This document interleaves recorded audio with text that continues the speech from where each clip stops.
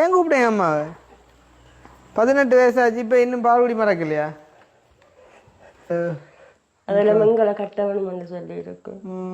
எனக்கு தமிழ் தெரிய இது தமிழ்லாம். உங்களோட மாலை கூப்பிடுங்க. தமிழ் தான். புள்ள புள்ளிய வர சொல்லு. மாலை கூப்பிடுங்க.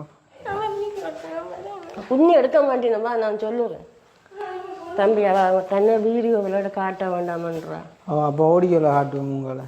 குரலில் மட்டும் பாசிங்க. வா வாங்க தம்பி, வாங்க இங்கெல்லாம் வாங்க. பிள்ளை லவ் பண்ணுறீங்களா யாரு? இல்லை அந்த பழக்கம் தாய்க்கு பின்னாலே தெரியும். அப்போ வரையில இப்போ பின்னால் நாங்கள் போய்க்க தங்கச்சியை வர சொல்லுங்கம்மா. வீடியோவில் காட்டு இல்லைடா. அப்போ வாங்க நீங்கள் ஒவ்வொரு அங்கே அந்த கூப்பிட்டு அக்கா வர சொல்லுங்க. இருக்கா எங்களை வர சொன்ன அக்காவை. அக்கா உங்களுக்கு தெரியும் தான் நாங்கள் வீடியோ சேர்ந்தாங்க வந்து.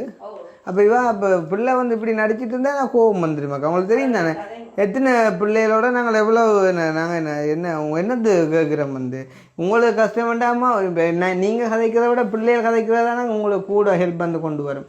நம்ம இல்லங்கத்துக்கு என்ன இப்போ ஐஸ்வர்யா ராஜா காட்டி தான் எங்களோட வீடியோ ஓட பண்ணணுமா? நான் அதை விட அம்மாட கஷ்டத்தை புரிஞ்சு கொள்ளாத பிள்ளைன்னா பிறகு என்னதுக்குடா? இப்போ இப்படி பிள்ளை பின்னால் நிற்கிறேன்டா பிறகு என்ன உங்களுக்கு கஷ்டம்? உங்களுக்கு ஏதோ ஒரு வசதி இருக்குது தானே, இல்லாட்டி நீங்கள் இப்படி இருக்கேனுமா? நானண்டா இப்படி அது தெரியுமா? இப்போ எங்கட நேரம் ஹெல்ப் பண்ண வந்தா என்ன மனத்தாக்கம்? தென் வீடியோவில் வரணும்னா நீங்கள் அதில் அட்லீஸ்ட் அதில் இருங்க. ஒரு மனுஷன் கூப்பிட்டா ரெஸ்பெக்ட் பண்ணணும் தாங்க. ஃபர்ஸ்ட் ஆஃப் ஆல் நாங்கக்கா வர விருப்பம் இல்லைன்னா நான் காட்ட மாட்டேன். இருந்தாலும் அதுக்கு ஒரு முறை இருக்குது. இந்த ஐயோட தெரியக்கூடாது அப்படின்னு கேட்கா விளாங்க. எங்களுக்கு இந்த நடிப்புகள் பிடிக்காதம்மா. என்ன சொல்லுங்க அப்போ? நீங்கள் சொல்லுங்க. அப்போ நாங்கள் இது வரைக்கும் அவ்வளோ